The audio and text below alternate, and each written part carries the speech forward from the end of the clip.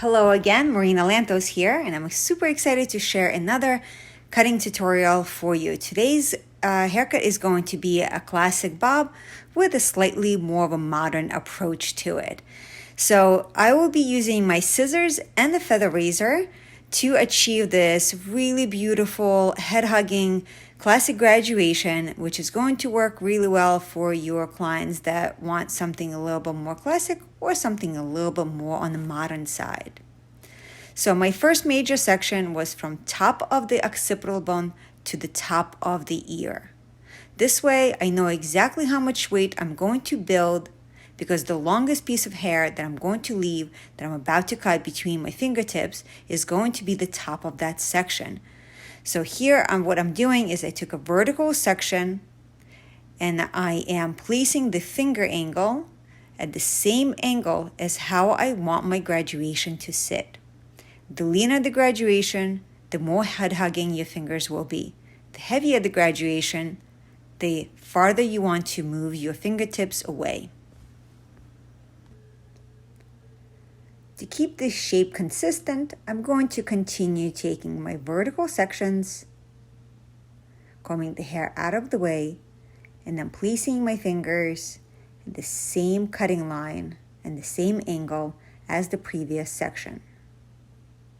Keeping my elevation just below parallel to the floor and over-directing this section into the previous.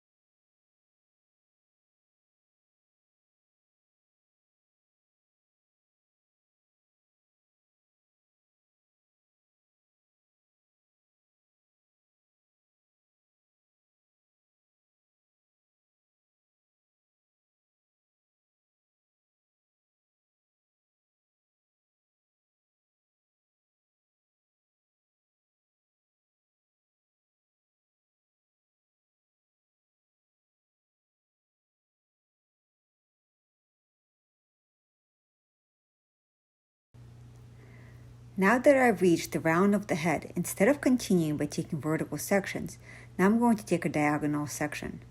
This way it's going to make my life a little bit easier. Instead of guessing where the weight is going to sit behind the ear, my finger angle is going to tell that. So the longer you want the length to be in front of the ear, the farther away you're going to move your knuckles. The closer you're keeping your knuckles, which means the shorter the length will be in the front.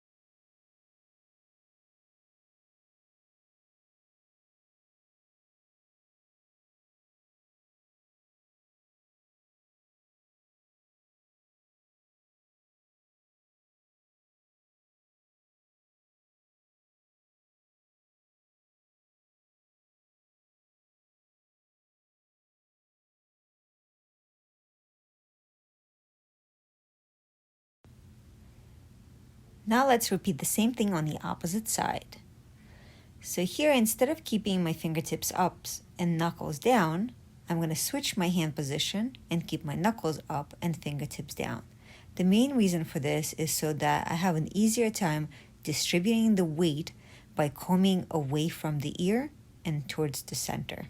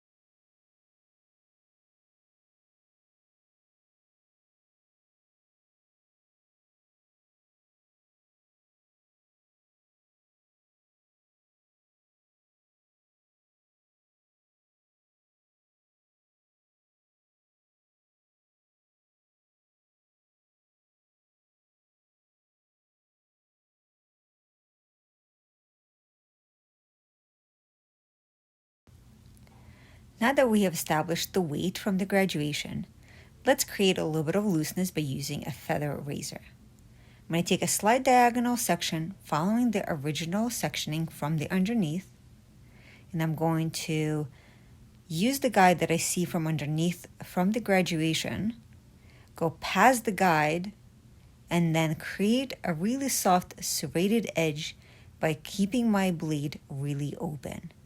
So find the guide, you guys can see it right in front of my fingers. I'm going to place the blade and then go in and out quite open to create a slight disconnection and lots of looseness on the ends. I'm going to follow the guide that I have created underneath, which means my cutting line is going to get from short to long, from the middle of the head to behind the ear. And the amount of texture that I want to add to the ends will depend on the density and the thickness of an individual whose hair you're cutting. The more open your blade is, the more texture you're going to create. The less open you are, which means the less movement you're creating with the blade, the more closed you are, and the stronger and more precise your outline is going to be. So the rest of the section, major section number 2, is going to follow the same sectioning as what we've done before. So slightly diagonal section, comb hair directly from where it grows directly back, and then following the head shape, creating a cutting line that's going to be short to long, following the guide underneath. So here on the second section, it is up to you if you want to create the same amount of movement or if you want to keep your blade a little bit more open. The more open you are, the more movement you're going to create. So be very mindful. If you are removing weight, you are going to also exaggerate the natural texture. So if someone has wavy hair, most likely they'll have a much more of a pattern, much more of a curl pattern in the hair.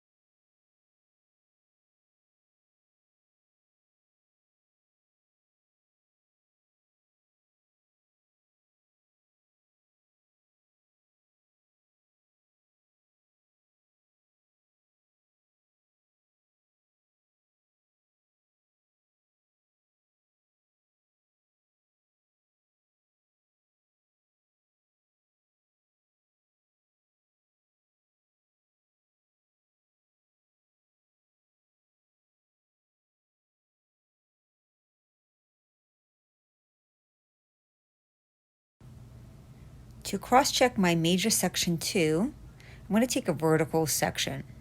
While I'm paying attention to the ends, I could also pay attention to how much weight I left on this section. And if I feel like this hair is a little too thick or too dense, I can go through and remove some of the weight from that section.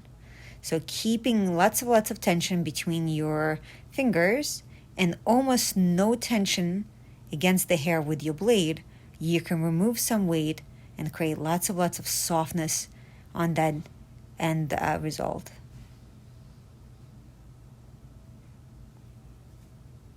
I'm going through and I'm picking through the areas that are a little bit more on the denser side.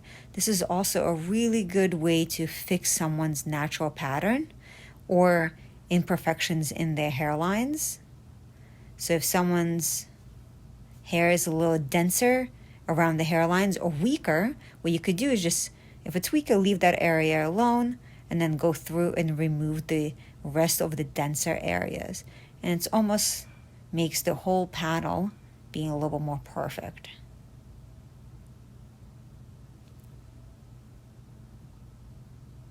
try to be a little bit more organic with your movements, not so robotic. It makes it a little bit more entertaining for us as well.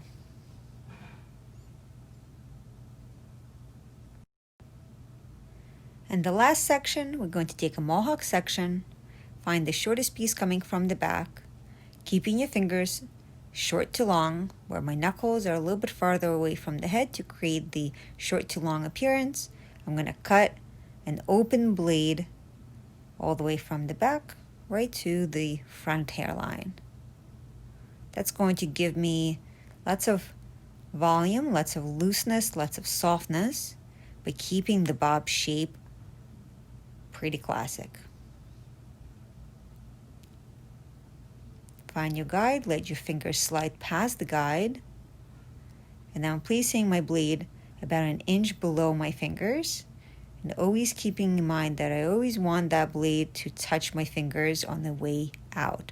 So this way I know that my ending point is always going to be the same.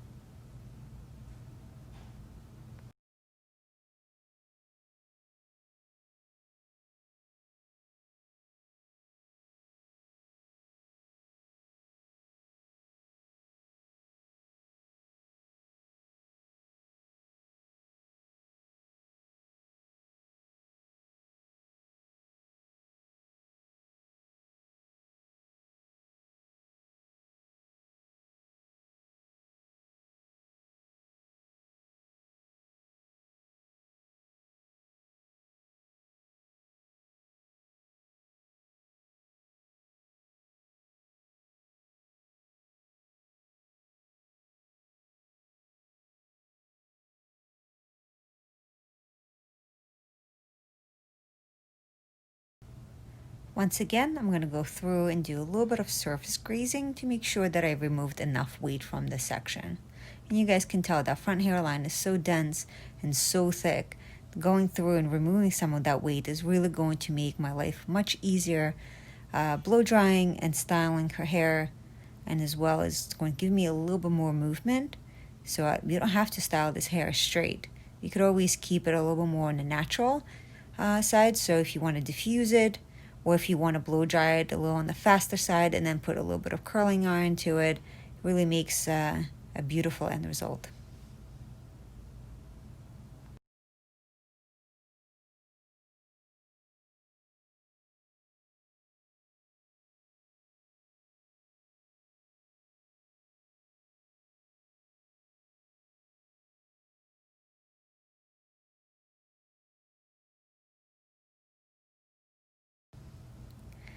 So I've done a wrap blow dry. I use a vest brush or a Demon brush or a paddle brush, whatever your preference is. You just want to make sure that the hair is really straight and smooth with a natural bevel on the end. So this way, when you are doing your detail work and customizing work, you are able to see all of the ends of the hair. Try to stay away from the round brush when you are perfecting your bobs. So going through, really cleaning up that outline, really making sure that I'm loving what I see, and try to spend a little bit extra time during this, because I find that this is the most important part of the haircut. This is what's going to change your good haircut into a great haircut. And this is what's going to make your haircut last much longer, and clients really appreciate that. And here's the end result. I hope you guys enjoyed this haircut, and please check out the rest of the YouTube tutorials that we have for you. And hopefully I'll see you again. Thanks.